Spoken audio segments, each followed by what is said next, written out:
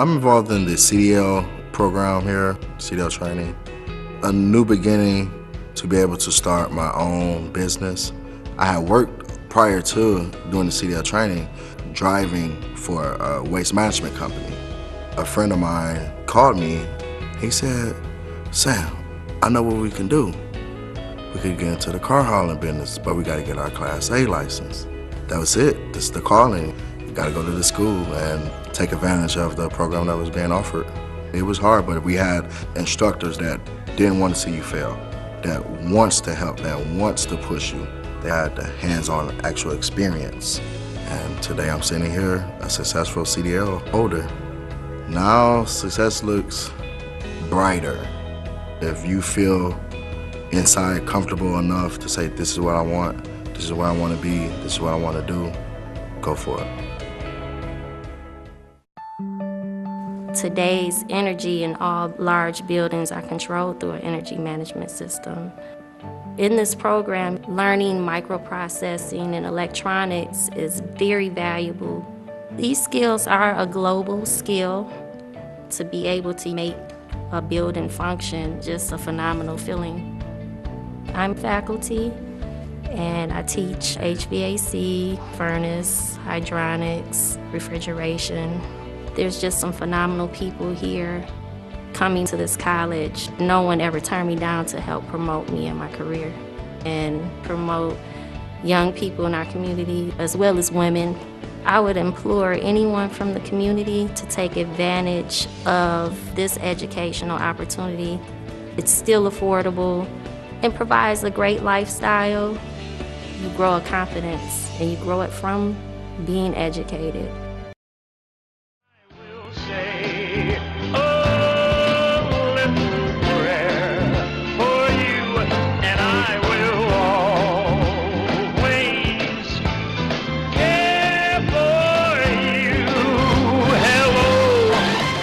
We're back on the air here at WHPR, and it's a hot topic this morning.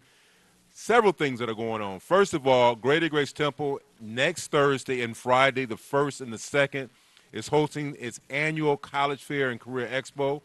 This event will take place at 9 o'clock to 1 p.m. on Thursday the 1st, and then again at 9 o'clock to 1 p.m. on Friday the 2nd. And this is for students to come out and learn about colleges, universities, skilled trades, all kind of great things. And then on Thursday at 5:30, we're going to have a family night. Family night is for your parents to come out, students to come out, cousins to come out, the fellas to come out from the hood that need a job, that need to go to college, that need a skilled trade. They need to come.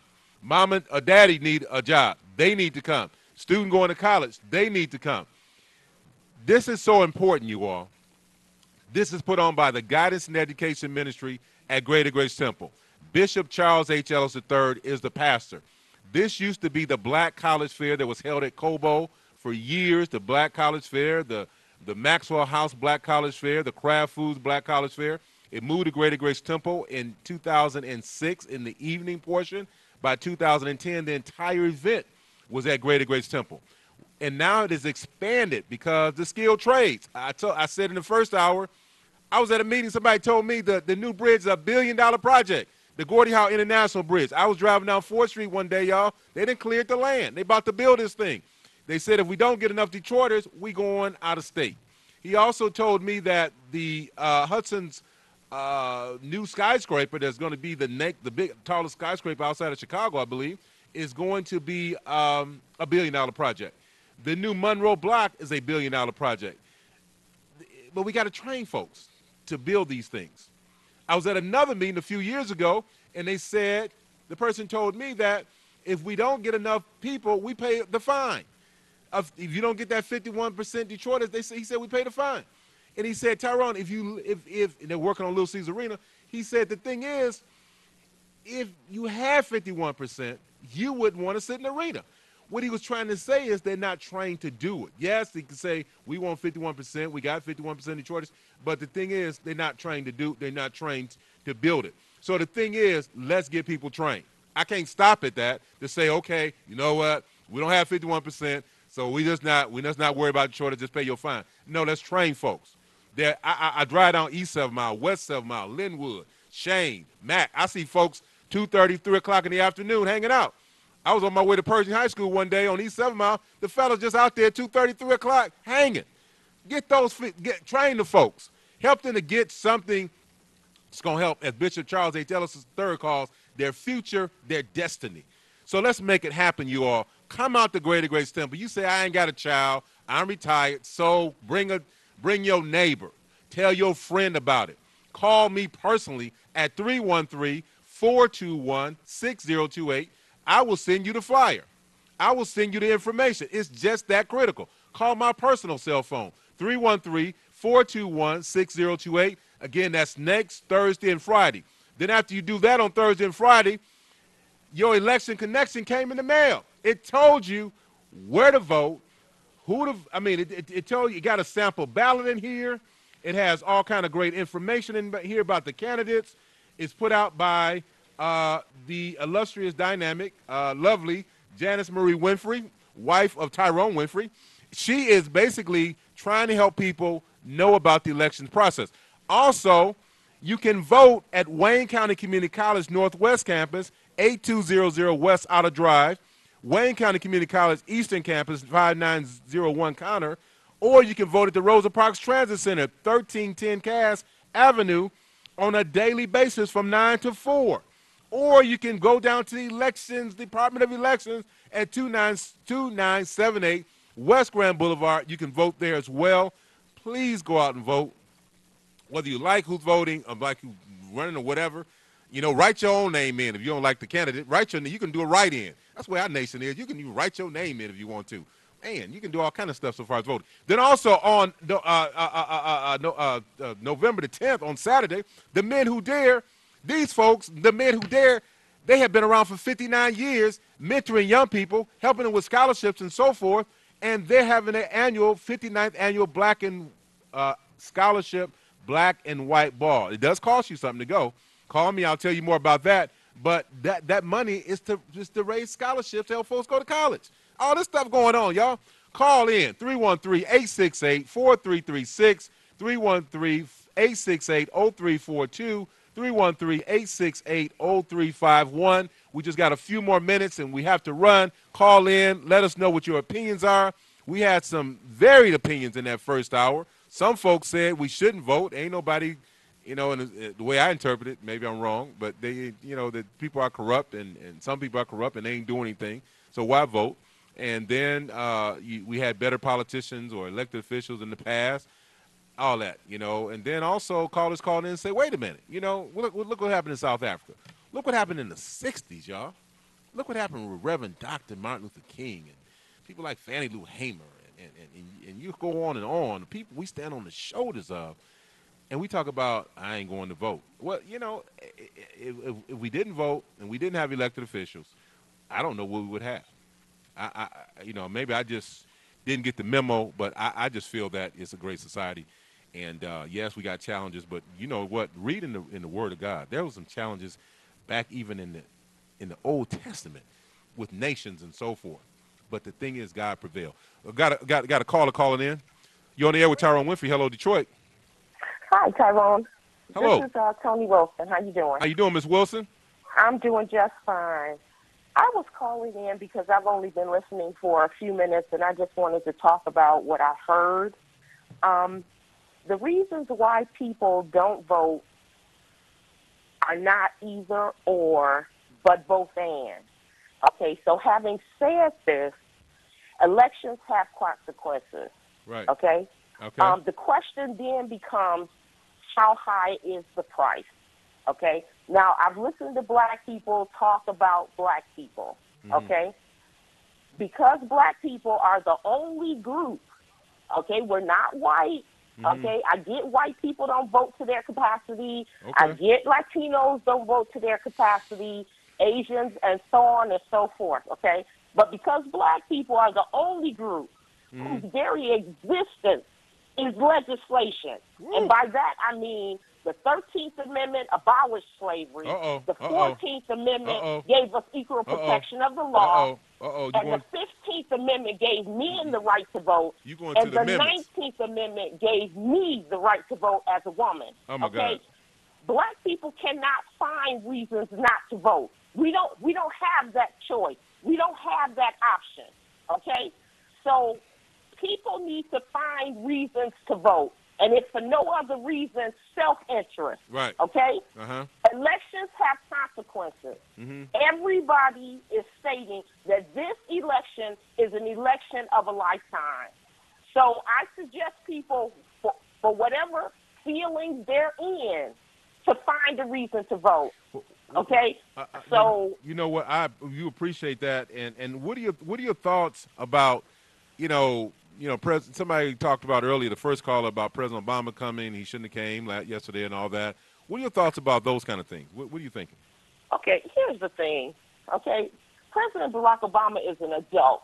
Mm-hmm. Okay, and whether we like people or not, we can't dictate actions of adults. We see that in the person walking around acting like adult at 1600 Pennsylvania. I wish President Trump would not do some of the things that he do, okay? But I don't have any control over that. I think Eric Holder's appearance in Detroit was justified. I think President Obama's appearance in Detroit was justified. We are at a critical time. And for people who don't get that, I'm not sure what to say at this point. We see it day in and day out, the just blatant lies that people are telling.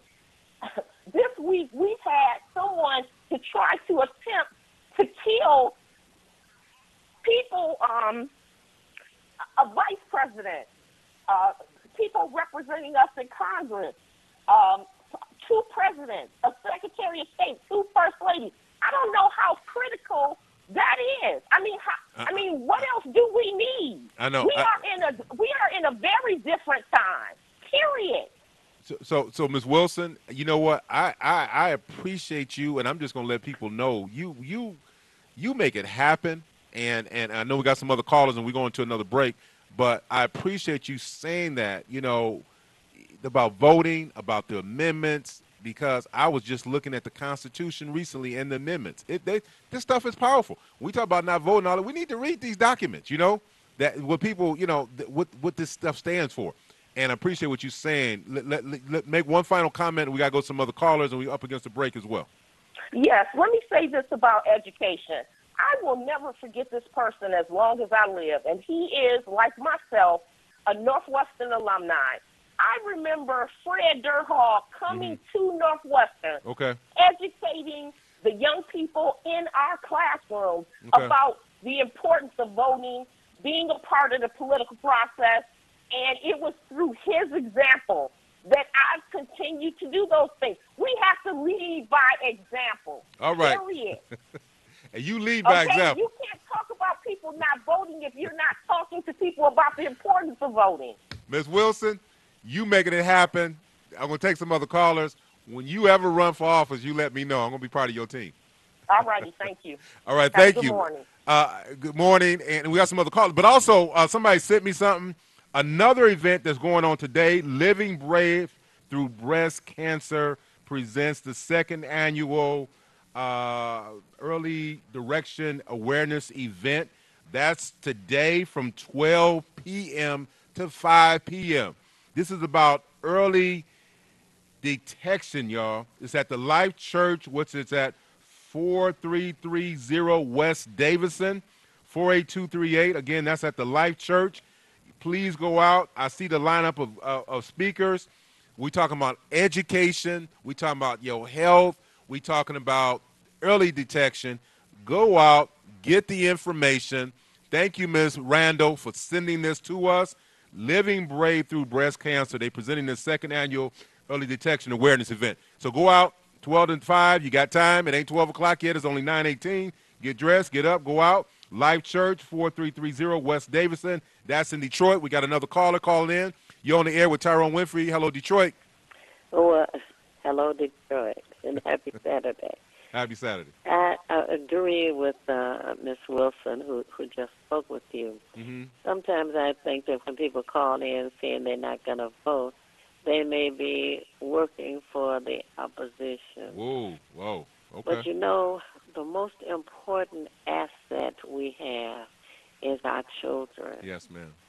Yes, ma'am. And there should be no consideration Mm-hmm. for Bill Schuette, who is in court Mm-hmm. saying that our children have no right to Mm-hmm. literacy. Mm. Okay. Can you imagine anybody not wanting our children to learn to read? Absolutely. Yeah. That's yep. You Yeah. know, So your life is on a downward spiral yes, ma'am. when you don't learn to read. Yes, you're right. So, but, I'm gonna say this, and I want you to give your last opinion. I got some other callers, but when I look at, I've worked in the school system with the Education Achievement Authority. Yes, people said, it was under the governor, whatever. It was set up to address underperforming schools. But what I found, a lot of the challenges students have with academics is stuff going on in their neighborhood, in their family, but also they can't read. And if I can't read, I'm upset. Because I'm seeing my classmates excelling beyond me, and I'm mad, and I don't know how to channel that anger, so I act out as a class clown or I fight or bully, whatever. But you're right. Literacy is the foundation for all this. right. You're right. I agree with you. So any last comment you want to make? Yes, vote yes for the Wayne County Community College Village. Yes. Because while we don't have the kind of concern for our neighborhood and all of this attention and educational money has been spent downtown, Yes. Wayne County Community College, led by Dr. Ivory, Yes. is providing a lot that's important in and for the neighborhood. Absolutely. And for somebody who's interested in learning how to drive a big rig, Yes, ma'am. and if they don't have a CDL, commercial driver's license, at Wayne County Community College, they teach you how to Yes. drive the Yes. big truck. They help you get Yes. your license, Yes. and they have connections with a trucking company Yes. who can hire you at the end of your work at no expense to you. Well, thank you for that. And you're right. Dr. Curtis L. Ivory is making it happen over there. Truck driving, welding, digital photography, nurse assistant. I mean, you got so many different things at those campuses. It is That's just right. mind-boggling what our And students can get. right, and lastly, free classes for anybody 60 years of age or older. Absolutely. That's Too right. many have computers in the corner Yes. in the box, Yes. so they Yes. can Yes. learn how to operate a computer, how to navigate the internet, Yes. free of charge. Okay, we're going to leave it at that. We got some See? other callers. We're up against the break. Thank you for that. Shout out to Wayne County Community College District making it happen. You have a great Saturday. Caller, you on the air. Hello, Detroit. Tyrone Winfrey. Yes, good morning. Good morning. Thank you for holding. You're welcome. I just want to say, I personally, this is my opinion, and I've talked to other people as well who have this opinion, I am tired of people trying to get me to vote. I am an adult. I can make my own choices of whether or not I want to vote. Okay? I don't need to be told about who died for me to vote and this and that. Okay. I can make my own choice of if I want to vote and how I want to vote. And when I first moved into Detroit, I felt like I had to vote. Right. Okay? And I went out, expended my energy, did all of that, and I was disappointed each and every time. I voted for Bill Clinton, and we see what he did. Each and every time, these people who we vote for disappoint us. Okay. And I am tired of being disappointed. I'd rather use my energy to make things happen for me and make things happen for my community personally. And I don't need to vote in this broken system to do that. Okay. Okay. So that's all I have to say. Thank you. Thank you. We're going to respect everybody's opinion. It's somebody said the system is broken. When I do research and I look at other nations, I feel that we still way ahead, y'all. I really do, and I'm still gonna vote, and I thank you for that opinion. You all have been holding. I'm just, you're on the air with Tyrone Winfrey. Thank you for holding. Hello, Detroit. Good morning, sir. How are you? Good morning. I'm doing good. I was wondering, how do you spell that word you use, can't? Can't? Yeah, you said can't. I'm sorry. I'm sorry for mispronouncing the word. I apologize. I appreciate that because, that does reflect on the reading of our students. I don't think they'll see that word in a book, C-A-N-T, can't. Yes, sir. C-A-N with an apostrophe T. I apologize. Early in the morning, running, trying to get these calls, and can't. In fact, I don't even want to use that word. We'll say cannot. Oh, thank you. You're on the air. Hello, Detroit, with Tyrone Winfrey. Hello? Hello? Yes, you're on the air. Oh, hi. This is Linda McGee. This is who? Linda McGee. Hello, Miss McGee. How you doing this morning? Good. What's going on? What's going on? Hello? Can you hear me? Yes, I can hear you. Go ahead. Please All go right, ahead with sorry. your opinion. I just want to call in and not just talk about the importance of voting, because I thought we were all kind of on the same page about how important it is to vote, especially in the climate that we're in. Absolutely. I missed the first part of the show, so you may have addressed that. But I also wanted to talk about a great initiative that we have in the community. Mm-hmm.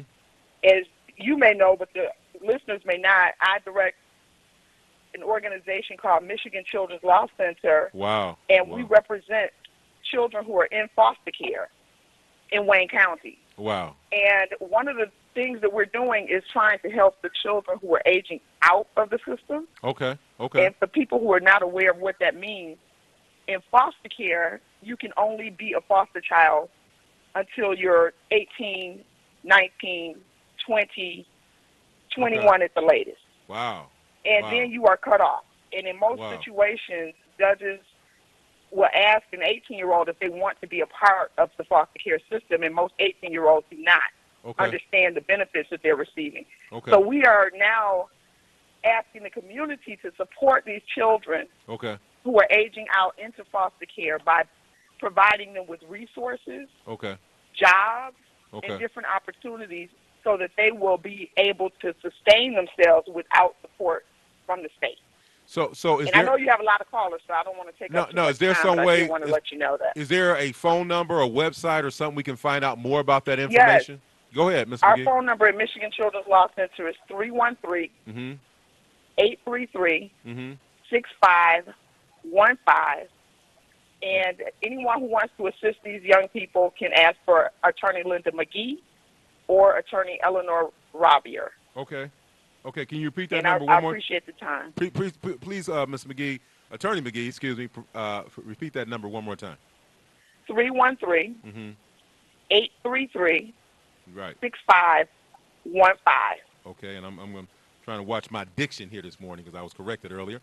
But 313. Well, you know, there is an urban dictionary, and I do believe King is in it. Not that we want to teach our children that, but that is it's okay. We stand word. corrected. It's all good. But see, the thing is, Attorney McGee is talking about another great initiative, helping our foster care students or children. Yes. And she's doing a phenomenal job, y'all. She says call her at 833-6515 to find out more about what she's doing. Also, Linda McGee will be at that college fair I told y'all about at Greater Grace Temple. College Fair Career Expo, 23500 West 7 Mile, Bishop Charles H. Ellis III, 9 a.m. to 1 p.m. on Thursday the 1st, Friday the 2nd. And on Thursday night, there's a family night from 5:30 to 9 p.m. Hopefully for that family night, Miss McGee will have a table set up where she can talk to you all about that foster care system. Can we do that, Miss McGee? Sounds like a plan. Sound like a plan. Sounds like I just got enlisted. All right. Well, Miss McGee, and I must admit, Sister Lucille White and Sister Marva Powell are doing a phenomenal job bringing this type of event to the community. Everybody needs to come out, find out about our children, come to the college fair, come to the career expo, jobs, skilled trades, also colleges, and then we just added another component. Miss McGee is going to be there to host a table or host a booth to talk about foster care. Come on, y'all. Yes. So we'll see you next week. You continue to have a great day, Miss McGee, and we got some other callers calling in. You too. Great show. All right, talk to you later. Goodbye. Bye-bye. Bye. Hello, Detroit. You're on the air with Tyrone Winfrey. Hi, this is Avis Randall, I am a University of Michigan alum. Wait a minute. Is this the phenomenal, the great Avis Randall? Go Blue, graduated from King High School. I know you personally. What's up, Miss Randall? What you doing? Something like that, Mr. Winfrey. I appreciate it. How you doing this morning? Tell us what's going on in your world. I'm doing well. How about you? I'm doing good. Tell us what's going on. Tell the community what's happening today. Okay, well, today is the Living Breakthrough Breast Cancer event that you just spoke of. Okay. It is happening at Life Church Ministries, and the purpose of having this event is because of the fact that my mom, she's a 2-time breast cancer survivor, and when she was going through, she only got 66% of her pay, and the organizations that claimed to help her did not. Okay. And people poured into her to, help her get back on her feet, and it helped, and it was a tremendous help. So now she's paying it forward. Wow. We are giving the breast cancer survivors and fighters a platform today. Okay. And we have had multiple events that we've raised funds to, support them at the very end that they don't know about. So if you guys are available, come out and support. You have breast cancer family members or friends who have been diagnosed and have fallen and actually have fallen. We would love to have you guys come apart. Okay. And we look forward to meeting you. But can you give us the name of the church, where it's located, the address, and how they can contact you if they want more information? I sure can. So let me pull it up for you. It's Life Church Ministry. And the address is, let me get it up, because I know how to get there by heart, but some of you guys may not. So it is 4330 West Davidson, Detroit, Michigan. Okay. 48238. Okay. All right. Well, thank you for letting us know. We got some other callers, and we thank you for putting that information out. And I'm just excited about what you are doing. We're praying for your mother, the Randall family, all that you all do to help to support this community. So God bless you all. All right? I appreciate you guys so much, too. But I wanted to also weigh in on the topic today. Okay. So as a millennial, I took it upon myself to make sure that I went out and vote. I registered. And also, because I know that I'm very busy, I took the initiative to make sure I did a absentee ballot. So I have that, and what's important to me is not just voting straight Democrat, because I am a Democrat, but I also want to research the candidate to make sure that I'm putting the right person in office. But I wanted to get your take on the voting straight Democrat versus based on what the people have done, and what resources do you specifically use so that we can get accurate research information on the candidate. Well, let me say this when we're up against a break and got some other callers, but I appreciate you as a millennial calling in. Let me say it right. Calling in about voting. Due to an order, and I'm just reading this verbatim, due to an order issued by the Sixth Circuit Court of Appeals, the Opinion to Vote Straight party will not appear on the November 6th ballot. This is also right in the election connection put out by Janice Winfrey, and it talks about that, about not voting straight. So you can't vote straight party anymore. So some people say that that's a good thing. Some people say it's a bad thing or whatever. No matter how you can vote straight party or not, I just feel you still vote. And I like what you said about researching the candidate. There's all kind of information, websites and platforms. When I ran for school board, I had a platform. I had to go out and tell people what I was going to do. Read that information and then make a decision, so far as Democrat, Republican, Independent, or whatever. So I feel you need to research, and also you cannot, vote straight party any longer in Michigan. Right, yeah. I wasn't familiar with, I apologize, it's a term. I meant like actually going through and darkening in the Democrat candidates. Now, I know we can't do straight vote, but I also want to stress the importance of voting because, not only is it important because of what our ancestors did, but if you look at your children, they are a replica of you and what you do now, even getting education and them, being raised into education. They follow after our footsteps. So we can't just say, I'm not going to vote just because. We have to vote for them and putting people in office for them. Okay. Well, we appreciate that. We got 2 more callers before we go to a break. Ms. Randall, keep up the great things you're doing. And we pray that your event is successful today. And most of all, that your mother, continues to be well. Awesome. Thank you so much, Mr. Smith. You have a good day. Okay, you too. Thank you. We got 2 more callers, then we're going to go to a break. Caller, you're on the air with Tyrone Winfrey. Hello, Detroit. Yes. When I look at election night and get the results from all the other election departments across the state, and we don't get the results of how many people voted in Detroit to a month later, well, I tell those who vote, your vote is being manipulated so you can have all the will you want. But I know if you keep voting in this type of situation, your vote is nothing but barometer to tell how political conscious you are, because your vote don't count. When you don't get no official count that night. Okay, well, let me go to another caller. I disagree with you. You can go actually down to the elections office and watch in real time the votes come in, and by 11:30, 12 p.m., you do get the last count. The thing is, the reason why it's not official, because the Wayne County Board of Canvassers has to certify the election, and they may not certify the election to a few days or a few weeks later. So the thing is, come on, y'all. We can watch the returns, but you wouldn't want to say, okay, that's it. You got it. There's steps, there are checks and balances to make sure that the numbers that come in, the voting numbers that come in, are official. So you get the unofficial count that night, because I've seen it. I've been an elected official myself, and plus, eventually, when the Wayne County Board of Canvassers certifies the election and the state certifies the election, then you get the official count. Last caller, then we go to a break. Tyrone Winfrey, you're on the air with Tyrone Winfrey. Hello, Detroit. Hello. Caller's gone. Listen, we thank you all for calling in this morning, and we have some other things that will take place between now and the last few minutes of the show. Please go out and vote on November 6th, no matter what you felt. And as somebody said, we don't need to encourage you to vote. We got that. But some people may need the little motivation, a little inspiration. On next Thursday, go to Greater Grace Temple for the College Fair and Career Expo. That is November 1st and 2nd, 9 a.m. to 1 p.m. on both days, and then 5:30 to 9 that family night. Come out and find out about skilled trades, colleges, universities, community colleges. Wayne County Community College there will be there. They're doing a phenomenal job. Come find out about jobs, parents.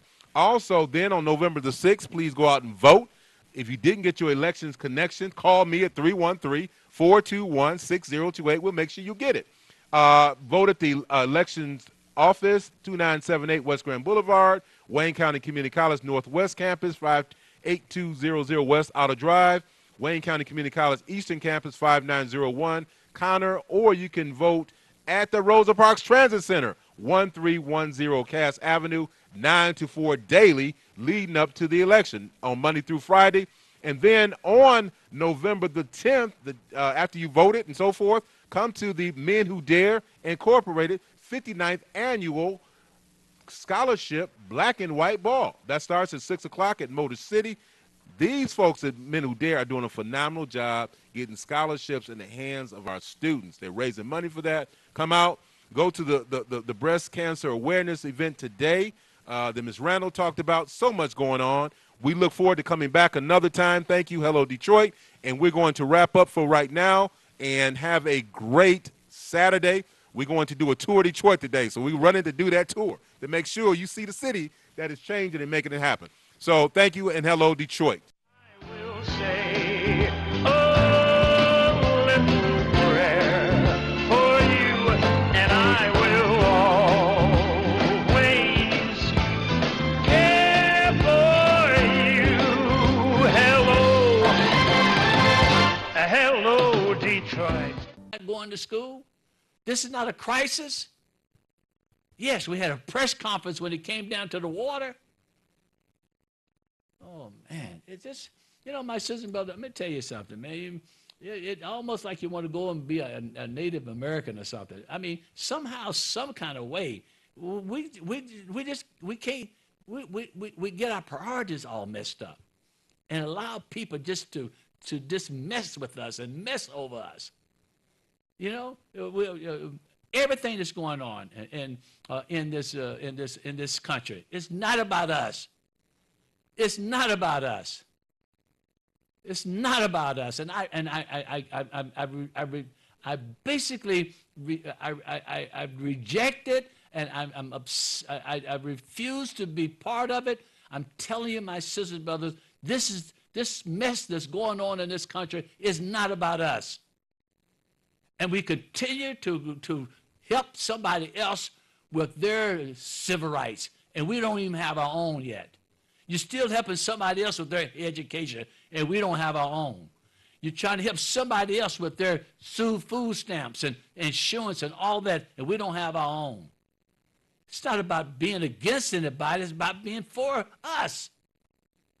And I'm just telling you, you bring the worst out of me.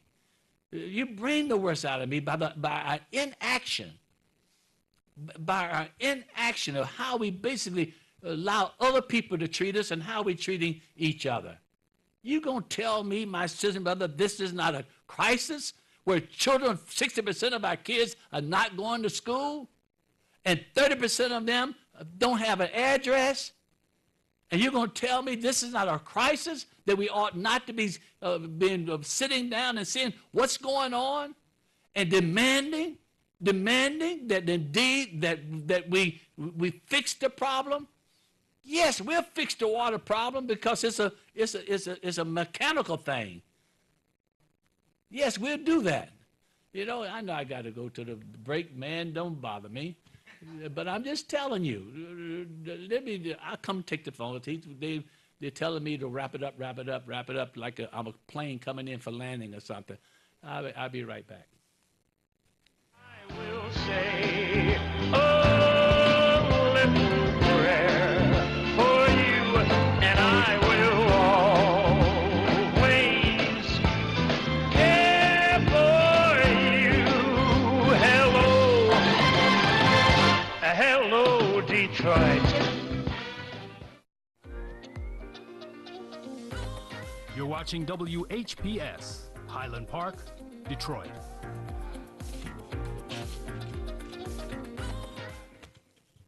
Once again, Jim Holley with you. Caller, thank you for your patience. Hurry this morning. Good morning. Called you on the air. How are you? Good morning. Yes, how are you? I'm wonderful today, sir. Thank you. Wanted to add a few comments. Reverend Holley, this is not news, what you're talking about, and there is quite a bit of discussion going on in communities across Detroit about chronic absenteeism in schools. I'm over in the Brightmoor community, very, very west of Burt Road near Schoolcraft.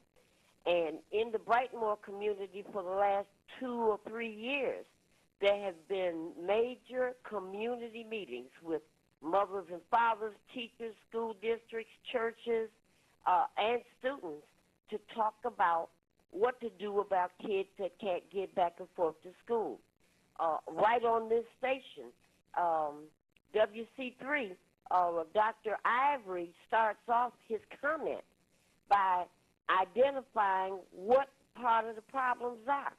And concentrated poverty, mass incarcerations, these are the reasons for why there are difficulties in children getting back and forth to school. On Burt Road, for instance, there's no public transportation to go up and down the streets. And there are at least 3 schools on Burt Road. So kids that are coming from zip codes 48223, 2827, 19 that might want to get to Detroit community or might want to get to Detroit leadership or might want to get to Gompers. If they don't have private transportation, then the schools have to provide buses for kids to get to school.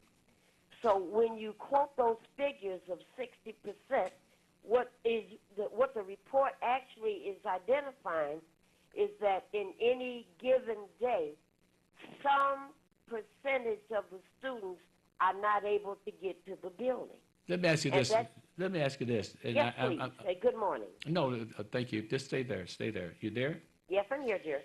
Miss Taylor, and just bear with me, okay? I'm old and I'm tired. Just bear with me. I'm asking you. Yeah. I'm asking you. Whatever the problem is, if on Broke Road, whatever the road, if it's a problem getting the kids to school, then we got church buses. Yes. I mean, the point I'm trying to say to you is that there is no problem that we can't handle if we're willing to do it. Oh, I'm not disagreeing. And there are church buses, and there are school buses, and there are parents that are able to take children to school. The problem in the absenteeism numbers are because we are not organized to say, as grassroots entities, what church can we go to? How can we go to whatever churches are and talk to the pastors and to the women's committees and say what kind of deal can we organize to pick up children and get them to school? I am not suggesting that we can't solve this. We can. But we can solve it. Ms. Taylor, for example, don't we have on the school board now, we have districts? Yes. So you mean tell me if I'm not talking about nobody, I'm just talking. I understand. If I'm on the school board and I represent District 92, and that's one of the problems I have is that don't you think that's the reason why I'm there, to make sure I know the churches, I know the institutions, I know everything about my district, to make sure they can participate and make sure that we have our students in school. It's all I'm saying to you. I hear you loud and clear. I don't mean no harm because I know your sincerity and I know your work and I know you. I'm just saying to you is it ought to be a citywide crisis where we sit down and work this thing out and make sure that we get our students to school. I agree. Nothing else. And I'm not suggesting that we can't do it. If we look to board members, if we look to city council members, and more importantly, those individuals who are identified as leaders in the community, those are the folks that have failed us. We wait for somebody from council. We wait for somebody from the school board. We wait for somebody from the mayor's office to fix what we know is wrong. When we are invited on those rare occasions to those meetings, and we say, can we get this church, this community center, this police precinct, and let's pull all of that group together. Here are addresses of where there are people, mothers and fathers that do not have private cars. Don't forget that, Reverend. We got parents that have to be at different jobs at 6 and 7 in the morning, and the kids are at the house. And it's not that we don't know what the problem is. The failure comes because we don't believe, just regular grassroots people, we don't believe that we have the power or the authority to organize communities of safety. I heard you talk about these murders and shootings every day. My heart is broken just like yours. Every morning, a 22-year-old is shot, a 26-year-old is shot. I'm sick of it. We're all sick of it. But how can we fix it? And clearly the police chief can't do it. So all I'm saying to you is that this problem of chronic absenteeism is tied to chronic poverty. And we can fix it. We can. There's no question we can fix it. We just need to get to that point where we believe that we are powerful enough. I'll say this one last thing to you, and then others can make comments. My hairdresser gave me a copy of Aretha Franklin's album that has Mary, Don't You Weep. And I had never heard that rendition before. And the context, you know the one I'm talking about, the context in that song is that Jesus is telling folks, Pharaoh's army died, and I did that. Now, for those of you that don't believe, I'm going to give you something to believe in. I did that with those Pharaoh's army. Watch me make Lazarus get up. And for those of you that don't believe that I can do these things, I'm going to give you a second example. Gotcha. The point here that I'm trying to make to you is that these dry bones out in the desert, they can lead. They can lead. And somebody has to be able to spur folks, poor, low-income people, that welfare mother, that welfare father, that retiree on SSI, and explain to them, you are of value, you are of worth. We can organize churches and cars and bus drivers to pick kids up and take them to school. It can be done, Reverend. Yes. Folks just don't think they have the smarts to do it. I got you. All Thank you. Thank you for the call.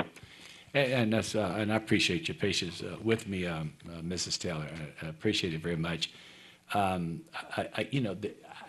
With Katrina, that's natural. It's just nothing you can do about Mother Nature. Earthquakes, nothing you can do about earthquakes.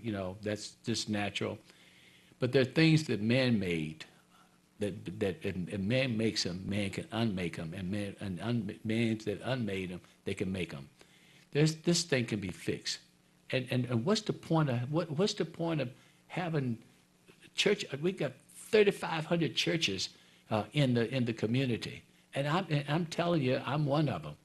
And so, and we ought to be included in this. We ought to be included in this. And if some of these people got to belong to somebody's church, and then those who don't belong, that's a good way to get them in the church. It's an indicator to you. If you want to take care of the homeless, put them in the church. Join a church. No church is going to allow anybody in their membership going to go homeless. Let me just give you. I'm going back to the phones. There's a book that talks about the very rich and the very poor, and what's the difference between the rich and the poor. And I want to share. I didn't want to share this until a couple of weeks from now. But 196 countries in this world, and of that, 25 are very rich and 25 are very poor. What's the difference? What's the difference between the rich and the poor? In the very rich, average salary is $100,000 per person. The poor is the average salary is $1,000 per person. That in the very poor countries is $3 a day is what they make, and so why? And these are the three factors that really the difference that make whether it's a country, whether it's a people, whether it's a country or whether it's a people. And one of them is institutions, the government, the judicial, infrastructure, the schools, the churches, hospitals, taxes. The second thing is that's the difference, where the rich have that and the poor does not. When it comes down to the second reason, it's not only institutions, but the difference between the two is corruption. And a lot of things in poor countries is clan-based. In other words, you deal with relationships rather than qualifications. And then finally, the third factor of that is what is the third factor? Has to do with, indeed, as I said, with the hiring people that works for you, or electing people that basically you don't go by qualifications, you go by relationship. And so, the other one is culture. The third one is, the first one is institutions, that makes the difference. Corruption makes the second, is the other reason, and then the culture. In other words, my sister and brother, And I think what Mrs. Taylor is saying, that when you go to Africa, you go to many poor countries, people have given up on this life and they're basically working on the life after. But the rich countries, they really want prosperity right now, not after the life, but right now. And a lot of times, my sisters and brothers, that's where we are. We must understand that it has nothing to do with just culture or with a country as much as it is with people as well. And so I just want to throw that out there just for a point of reference in terms of what makes the difference between us and other people. What really makes the difference between us and other people?